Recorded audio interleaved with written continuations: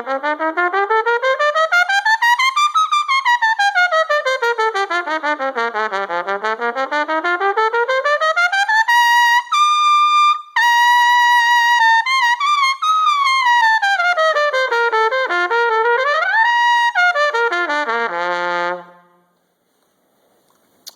is KO's new M4 backbore, playing it on an S14 Flex VR mouthpiece, and this is my VR2 large bell gold plate.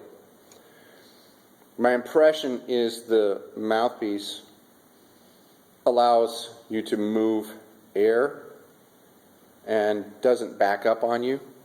And so if you're the type of player that likes to move an awful lot of air, this might be the backbore for you. Although you can play conservatively.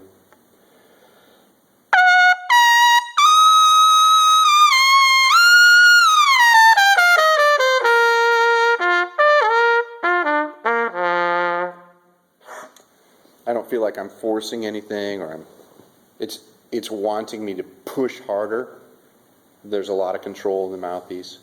It's got a good blow feel to it.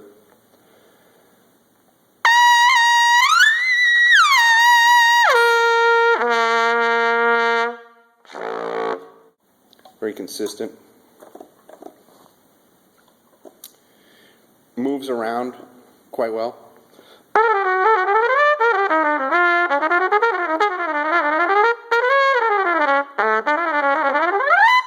So it responds quickly. Moving out throughout registers quite quickly. It can make jumps. It might be slightly fuller than the speed of sound backbore. More color, maybe. A depth of the spectrum might give you a little bit broader color spectrum.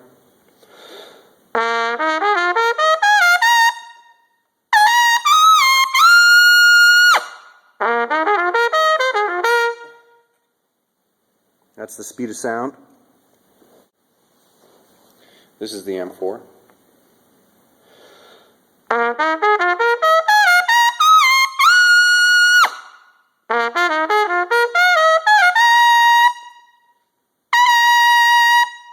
It's definitely a different blow. The mouthpieces are slightly different because this is the stock rim and I don't play on the stock rim. I have my own rim on it. Here's the M4 in the meat and potatoes range.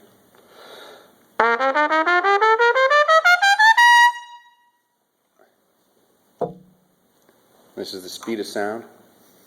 Same thing, meat and potatoes range. I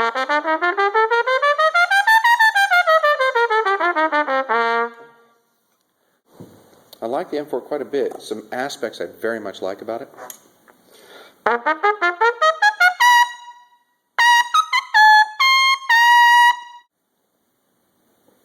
The input is hard to describe when you're talking about doing all this stuff, but what I'm putting into the mouthpiece is what I'm getting out of the horn. The accuracy that I'm getting with what I'm trying to achieve is being translated through the mouthpiece and into the horn. Let's try something. An experiment here. Switch my tuning crook.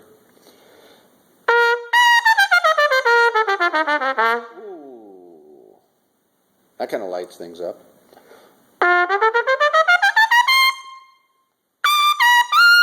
Oh, hello.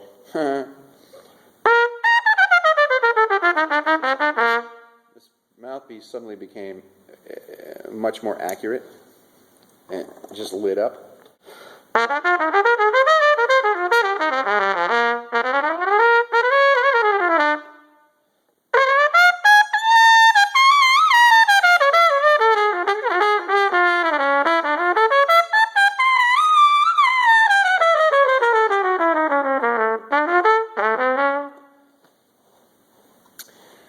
Very fine playing backbore. You can change the way you use your air, and the mouthpiece tends to react, and not in a bad way. It allows you a little bit more breadth of air column or air approach, or how you're thinking of activating air.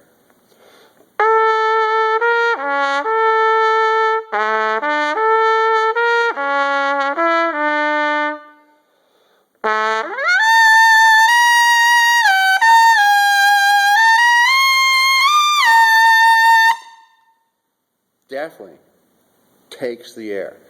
The speed of sound to me is a little bit more compact, and you use that compactness to play in a more linear approach. Instead of expanding and contracting, you're more focused and have a more focused approach.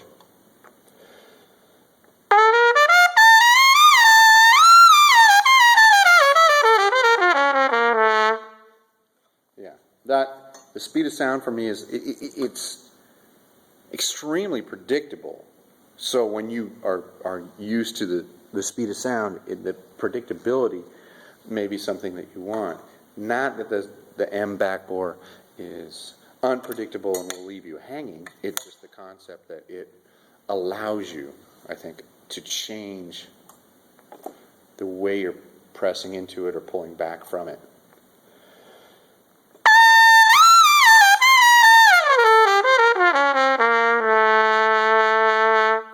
Yeah, it's...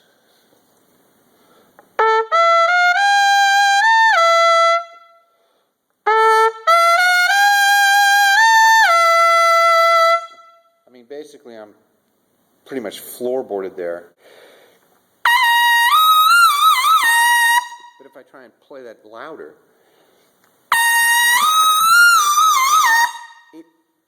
it's like it says why. The speed of sound says, why are you doing that? Because it's a waste of energy.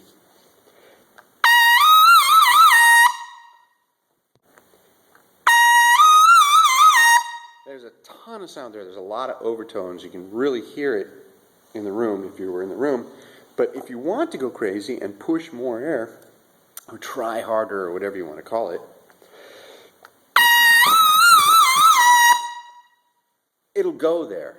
It's like there's not a need to, but it'll let you go there. So if you tend to go nuts, I mean, that's loud. That's crazy loud. I'm not sure why you would need to do that, but then at the same time, you back off a little bit, play focused. What a great sound. It just sails right out of the end of the horn. It's super focused. It's got this great core. This mouthpiece allows you to play with a very compact approach as well. I mean, I'm going to play as super relaxed as I can.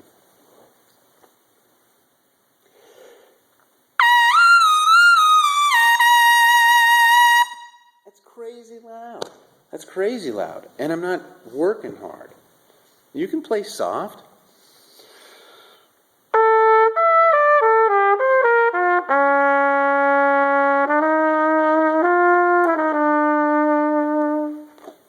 And the attacks are good.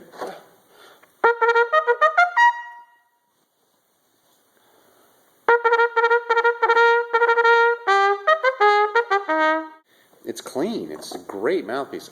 KO does this to me all the time. Hey, try this. And this is a great backbore.